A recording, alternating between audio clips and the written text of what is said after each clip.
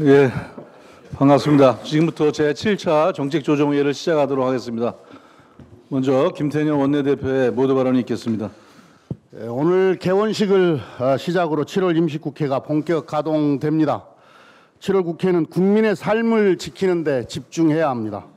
민주당은 코로나와 민생경제 위기 극복을 위한 입법에 매진하겠습니다. 무엇보다 이번 7월 국회를 집값 안정의 분기점으로 만들겠습니다. 민주당과 정부의 부동산 시장 안정화 의지는 그 어느 때보다도 강력합니다. 집값 안정을 위해서라면 그 어떤 성역도 한계도 두지 않을 것입니다. 쓸 수 있는 모든 정책 수단을 동원할 준비가 되어 있습니다. 7월 임시국회에서 부동산 세법과 임대차 3법을 반드시 처리하겠습니다. 부동산 세제 강화로 인해서 고가주택 집주인들이 세금 인상분을 세입자에게 전가할 것이라는 우려가 있습니다. 이러한 우려를 차단하려면 임대차 3법을 통과시켜야 합니다. 전월세 상한제로 임대료의 급격한 상승을 방지하고 계약갱신 청구권제로 세입자가 임대 계약 기간을 쉽게 연장하도록 하고 전월세 신고제로 임대계약의 실거래 내용 신고를 의무화해야 합니다. 기존 계약에 대해서도 임대차 3법을 적용해서 임차인들이 피해를 입지 않게 막겠습니다. 임대차 3법의 입법이 늦어지면 계약갱신을 앞둔 세입자들이 피해를 볼 수 있다는 점을 민주당은 분명히 인식하고 있습니다. 7월 국회 최우선 입법 과제로 처리하겠습니다. 그리고 제도의 빈틈을 악용해 세입자에게 부담을 전가하는 일이 없게 세입자 보호망을 계속 넓혀 나가겠습니다. 당과 정부는 주택 공급 확대도 신속하게 추진하겠습니다. 어제도 국토위 당정을 개최하고 구체적인 주택 공급 확대 방안을 논의했습니다. 관계부처 장관과 지자체가 참여하는 범정부 TF에서도 다양한 방안을 검토하고 있습니다. 당에서도 실질적인 공급 확대 방안을 마련하겠습니다. 도심 고밀 개발을 위한 도시계획 규제 개선, 유휴부지 등 신규 택지 발굴, 공공재개발 재건축 방식 사업의 도시 규제 완화를 통한 청년 신혼부부용 공공임대, 분양아파트 공급 등 거론되고 있는 모든 방안의 효과를 검토하고 종합적인 공급 대책을 마련하겠습니다. 6월 고용 동향이 발표됐습니다. 취업자 수가 4달 연속 감소했고 실업률은 99년 통계 작성 이후에 최고치를 기록했습니다. 제조업 고용 감소폭이 크고 청년 실업률이 높다는 점이 걱정스럽습니다. 불가항력의 감염병에 따른 경제 충격의 결과이지만 국민의 삶을 책임지는 집권 여당으로서 할 수 있는 모든 일을 다 하겠습니다. 코로나 고용 충격으로부터 국민을 지킬 버팀목을 단단하게 세우겠습니다. 한국판 뉴딜 종합계획에서도 밝혔듯이 고용 안전망을 강화하고 사람에 대한 투자를 확대하겠습니다. 전국민 고용보험제도의 로드맵을 올해 안에 만들겠습니다. 특수고용 노동자, 프리랜서, 플랫폼 노동자들이 고용보험 혜택을 받을 수 있게 가입 대상을 단계적으로 확대하겠습니다. 2차 고용 안전망인 국민취업지원제도가 내년 1월에 차질 없이 시행될 수 있도록 준비 상황을 꼼꼼하게 점검하겠습니다. 그리고 일자리 창출에 정책 역량을 집중하겠습니다. 한국판 뉴딜로 5년간 190만 개의 양질의 일자리를 만들어내겠습니다. 정부는 3차 추경에 담긴 57만 개 직접 일자리 사업을 신속하게 추진해 취약계층에 긴급 일자리를 제공해 주기 바랍니다. 민주당과 정부는 최선을 다해 코로나 위기에서 국민을 지키겠습니다. 야당 또한 경제 위기와 고용 위기를 헤쳐나갈 수 있도록 함께 협력해 주기를 바랍니다. 이상입니다. 예, 다음은 조정식 정책위 의장의 발언이 있겠습니다. 코로나19의 영향으로 고용시장의 불확실성이 지속되고 있습니다. 어제 발표된 6월 고용 동향에 따르면 지난달 취업자 수가 작년 6월에 비해 35만 2천 명이 줄어들면서 4개월 연속 감소세를 나타냈습니다.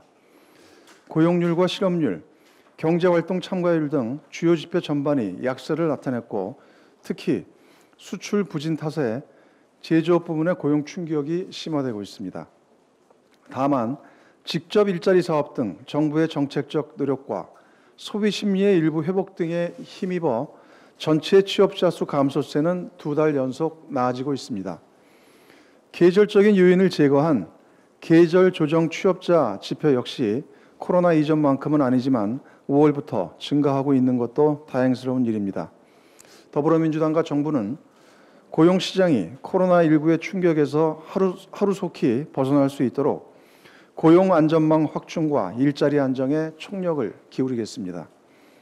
우선 3차 추경에 반영된 일자리 관련 예산을 최대한 신속하게 집행하고 고용유지지원금과 긴급 고용안정지원금, 구직급여 확대, 직접 일자리 55만 개 이상 창출 등의 사업을 차질 없이 이행하도록 하겠습니다.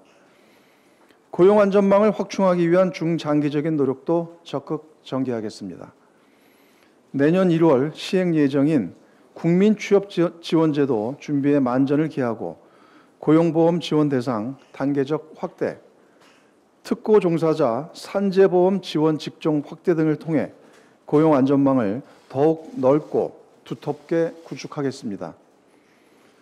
고용 환경의 근본적 개선을 위해서는 안전망 보강과 함께 지속 가능한 일자리 창출 동력도 마련되어야 합니다.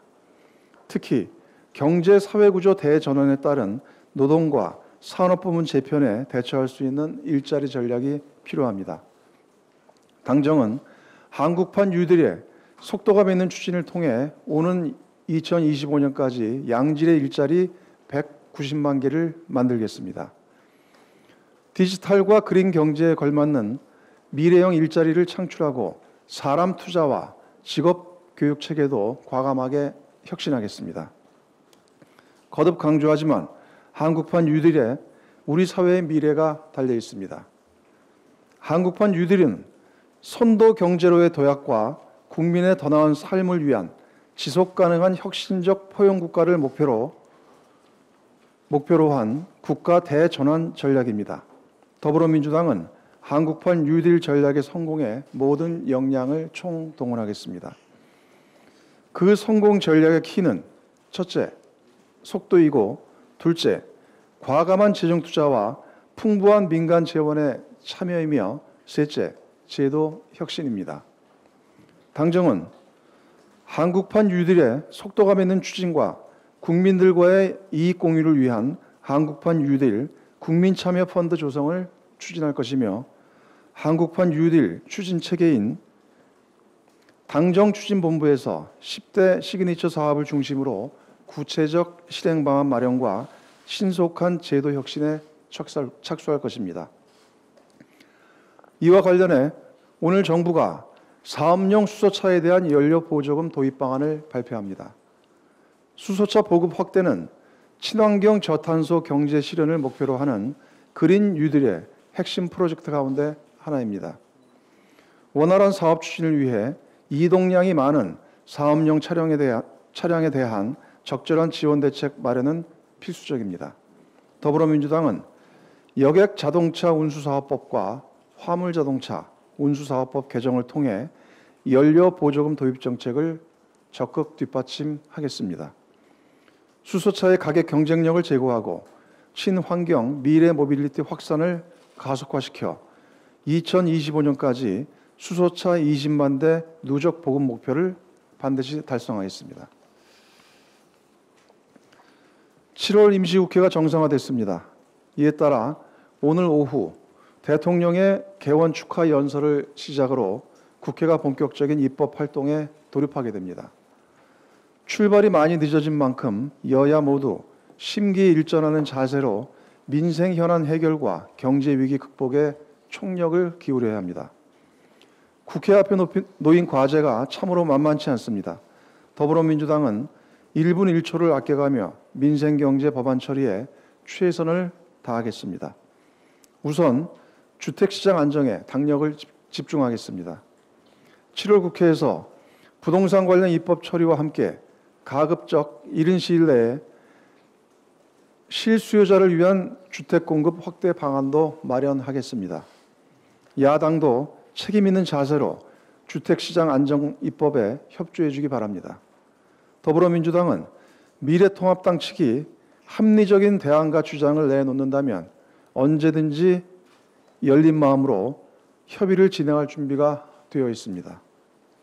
특히 우리 당이 총선 당시 발표했던 청년 신원 전용 수익 공유형 모기지에 대해 미래통합당도 최근 유사한 입장을 내놓고 있는데 관련 논의를 조속히 마련하기를 바랍니다.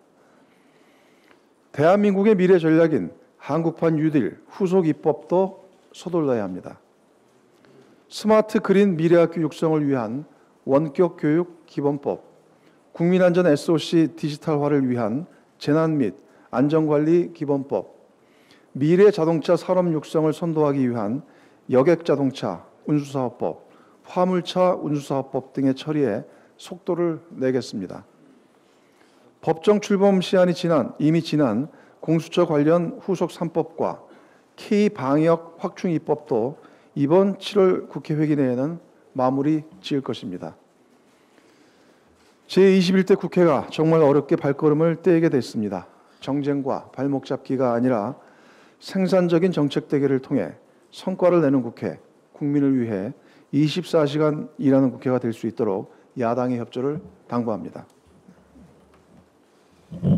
예, 다음은 정책 현안에 대해서 말씀드리겠습니다. 삼성의 합병 승계 의혹 관련 검찰 수사에 대해서 발언하겠습니다. 검찰은 마무리 단계에서 지연되던 삼성 합병 승계 의혹 수사를 조만간 매듭질 것이라고 합니다.